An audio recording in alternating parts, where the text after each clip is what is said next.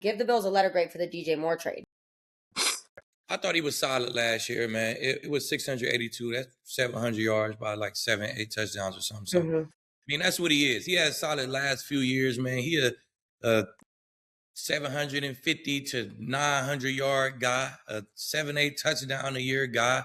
I mean, he's still productive, man. He could play in the slot for you. He could play outside. I think his best attribute is his catch and run. You know what I'm saying? He put the ball in his hands. He can get active still. So I think he definitely helps the Bills receiving core. So I see him kind of being a Z receiver. You got Khalil Shakir in the slot.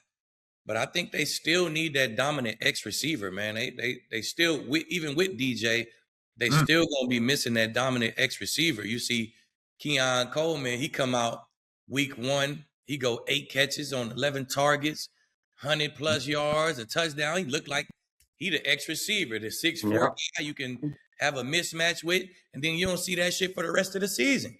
So they still missing that X receiver to me. So DJ Moore, he really solidified as Z number 2 receiver for them, but they still missing a guy. So I give them a B- for the trade. They fill a gap, but not the gap that they're trying to fill. Yeah, I mean, shoot, I give it a B. I give it a B. I was flirting around with a B- as well before, but I'm gonna give it a B just because in 8 years he got 8,000 yards receiving. So I mean, he's had a little bit more and a little bit less some years, and he's done it with Justin Fields. He's done it with the guy they got now. So Caleb. Yeah. And he's able to do it with multiple quarterbacks and different offenses. I had him on my fantasy for a couple years, so I was really watching him a lot. And he disappears at times. He really does. So I'm with Lee. I don't think he's a bona fide number 1. He's going to help the receiving core. He's back with Brady, who he had 2 of his best years with. So that should help. He should be getting some tailored plays and tailored routes and different things like that to help him be successful. But when you pair him with Allen, Allen, he's gonna make guys better. Period. So you may get your best season from him. It's still to be seen. But the only thing I kind of is that second round, man. That second round receiver thing, that's almost like a first round pick. So giving up a fringe first round pick for DJ Moore, I'm not really with. But we'll see how it turns out. That's why I gave it a B. And instead of a B+ or a B- because there's still a lot to be seen. But I think he's still a good player. Got a lot in the tank, run after catch. And then that play, man, in the playoffs. We don't know what happened on that over route. Was he supposed to step in front or was he supposed to go behind? It's little things like that on the game-to-game basis with DJ Moore that turns up. Right? And it is what it is. So I gave it a B. It's okay. It's not great, not terrible. It'll suffice. He had a couple game winners last year for the Bears too now. He got games for them boys too now. He did. Yeah, I gave it a B+. I really like this trade. This was a position on offense that the Bills desperately needed to fill. That they have a top running back in James Cook. They have multiple weapons at tight end. They got Josh Allen at quarterback. They got key pieces with their offensive line. Now they got to figure out the interior of that O-line, but they have everything they need on offense. They're just missing a dominant number 1 wide receiver. And I really like them going and getting DJ Moore, but that now poses the question, like Aqib said, can DJ Moore be a dominant number 1 wide receiver? And I actually think he can. I think he can, paired up with Josh Allen and paired up with Brady. And we talked about last season, him coming off of his worst year statistically in the NFL. But in reality, that wasn't really fully on him. The Bears have a lot of weapons on offense, and Caleb Williams and Ben Johnson love to spread the football around and get everybody involved within their offensive scheme. So he wasn't getting as many touches because Burden was getting some catches, and Adunze and Colston Loveland. They wanted to spread the football around and then get the backs involved as well in the passing game. But when you look at DJ Moore, man, he's really good at making contested catches. He's not the biggest guy in the world at 6 foot, 210 pounds, but he's not afraid to put his body on the line and make some big time catches. That deep post, the game winner against the Packers that he caught, man, that's a difficult catch to make. Not being the biggest receiver in the world. I also love what Lieb said. I think he's really good with the ball in his hands. He's a fast receiver. He can create separation down the field. He also can create separation on the intermediate or underneath crossing routes. But my favorite thing about him, too, is his durability. Man, he has only missed 2 games throughout his entire career. And really, since 2020, he hasn't missed any time. And he's played through injuries. I already said it once, but the best ability is availability. And he makes sure that he's out there for his teammates. Another thing that I really like, and TJ talked about, is pairing him back up with Joe Brady. He was his offensive coordinator in Carolina in 2020 and 2021, and those were 2 of his best years. During those 2 seasons, he had 159 catches, 2,300 yards, and 8 touchdowns. Brady knows how to get the most out of DJ Moore, and also Moore is familiar with this offensive scheme, so he can come in from day one and hit the ground running. And TJ, I'm going to disagree with you a little bit. I think getting a proven player like DJ Moore is more valuable than a second-round draft pick, specifically because that second-round pick is number 60. We're not talking about a late 30s or early 40s. We all know that draft picks, especially when you get outside of the first round, can become question marks. With DJ Moore, you don't have a question mark. You have a guy that's proven in this league. So I really like this trade. I actually think both teams won this trade. I think it was good for the Bears to clear cap space and go with their younger core they have right now. And I also think it's good for the Bills to potentially add a number 1 wide receiver as a weapon on the outside. Mm-hmm. So you want to respond, TJ, or you want me to go? I mean, I still think outside the top round, outside the first round, there's a plethora of receivers that, will be productive. And that's all the way down to the 3rd round. So even though it's a second round, pick, even the guy that he just left with, Rome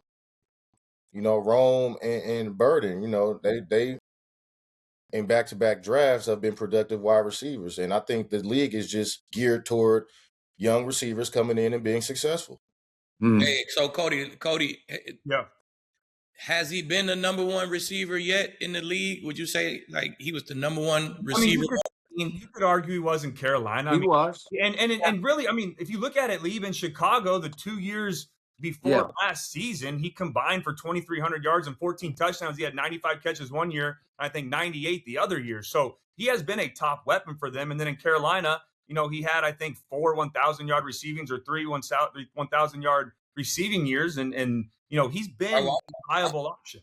Well, I'm looking at the numbers. I see 1 year that's acceptable from my number 1 receiver. That's a 1,300-yard, 8 touchdown year in 2023. Yeah, because 606 touchdowns, no.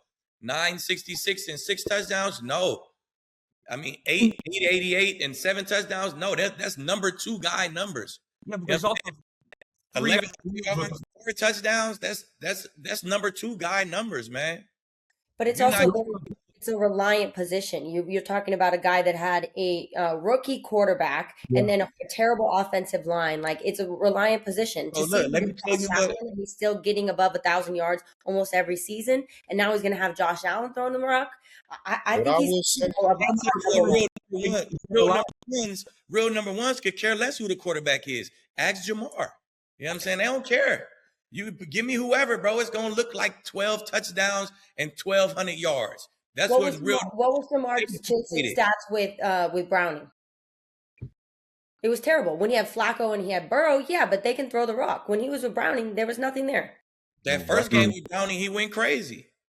He had a game with Browning where he went crazy. He had a game where he didn't. If he had Browning for the whole year, he's going to have 12 touchdowns and 1,200 yards. So but let me ask you this, and Lee. So you don't, and you got to realize in Carolina too, man, they rotated so many quarterbacks during that time with Dalton and Young and PJ Walker. Hear all the excuses. But so you don't think what you've seen and what he's been able to do throughout his career, 4 1,000-yard receiving, 33 yards away from a 5th, you don't think he has the ability with Josh Allen at quarterback and Joe Brady as their play caller and a run game with James Cook to be a true number 1 wide receiver? I just could go off what's in the pudding, bro. That's like saying you don't see this corner he did this, and if you give him a better D line, if I ain't seen it in 8 years, Cody, I ain't seen it. You know what I'm saying? I just can't say, I think he can do this when he ain't really done it in 8 years. And a lot of them yards came because they was down and teams was just keeping a lead. So I seen a lot of them yards come in garbage time. Your receivers get a lot of yards when other teams are protecting the lead. Listen, in 2023, Go ahead, Jamar, when Kenzie. he was with Jake Browning, he had 879 yards, and Jake Browning started pretty much that entire season, and he only had 6 touchdowns. That's a So massive difference in what was performance. his final numbers though? Like what did he have for that season though, Kenzie? Like you talking about just Jake Browning? Because that was in 15 games starting.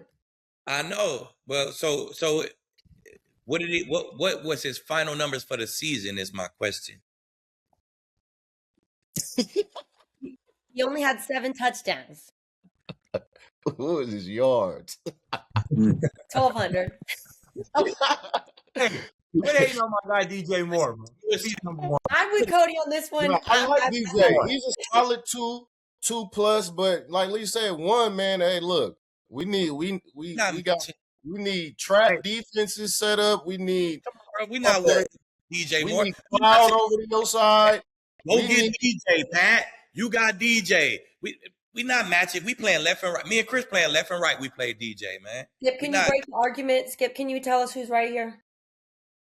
First of all, it shocked me that Cody went B plus because that's like an F for Cody. If anything under an A is like an F, right? So Skip's always hating on my grading scale. Hey, I grade on a curve, Skip. I grade on a curve, you know? All right. So I am going to break the tie here, or the argument here. I'm going to go A minus. And Yeah. I definitely disagree with Akib about DJ Moore being capable of being a number 1 receiver and an X receiver in Buffalo for Josh Allen. I'm going A minus just on the fit, just on the need, just on the momentum of this move for that football team in that locker room, because I do believe in DJ Moore's big time talent.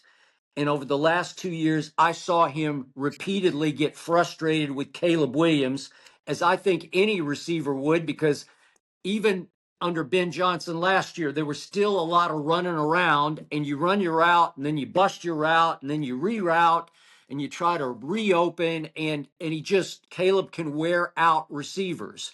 And I just love the fact that DJ's going back to Joe Brady, because they had a lot of success together in those 2 years, and there was a quarterback carousel going on there with bad teams, but I saw a lot of talent, a lot of explosive talent from him.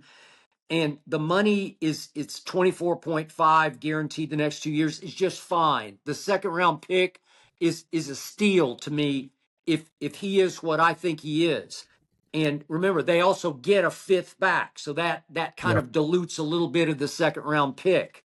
And all I know about Buffalo is last year, only 55% of their passes went to wide receivers. That ranked 22nd in the league, because they had Shakir and Brandon Cooks and Keon Coleman and Shavers and Gabe Dave. They just didn't have that guy. And maybe he's not Jamar Chase, but for Josh Allen, he will become that guy. And last year, Buffalo had the lowest target depth in the league. So it was just 9.2 yards per throw per target. And that was bottom of the barrel. Well, that's about to change. I get what Akib is saying. You're not going to lay awake at night worried about DJ Moore, and you and Chris are just going to say, if he's on your side, you got him. My side, I got him. No big deal.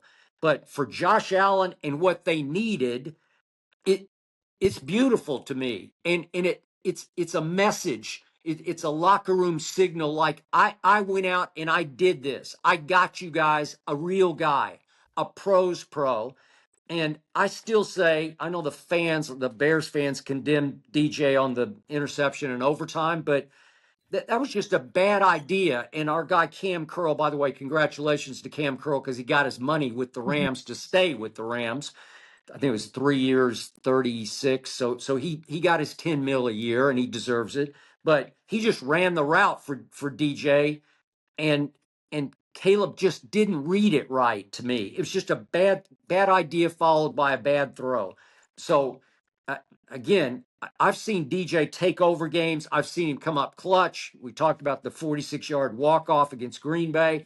It was a hard catch straight over the head and over the shoulder.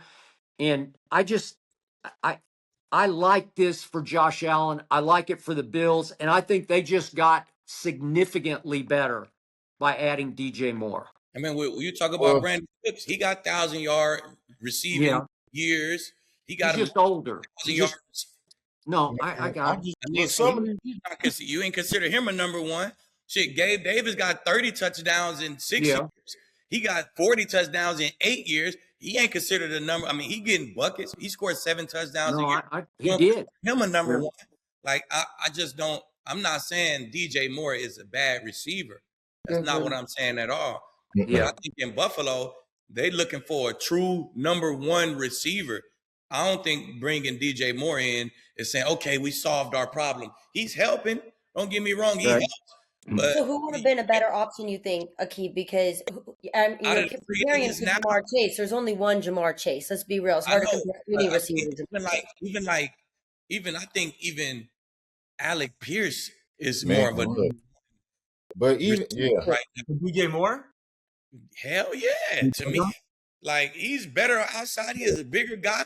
50-50 balls. He going up, bro. People not really guarding, bro. Number by themselves. I mean, he going to work right now, bro. He like a tougher cover outside, in my opinion. And just like to go back to the point of the draft, is like these receivers, they doing 1,000 yards year in, year out. Guys that went late second round, your boy George Pickens, 50-something. Alex Pierce, 50-something. Christian Watkins, 50-something. But they're not going to make $25 million every year. Every year.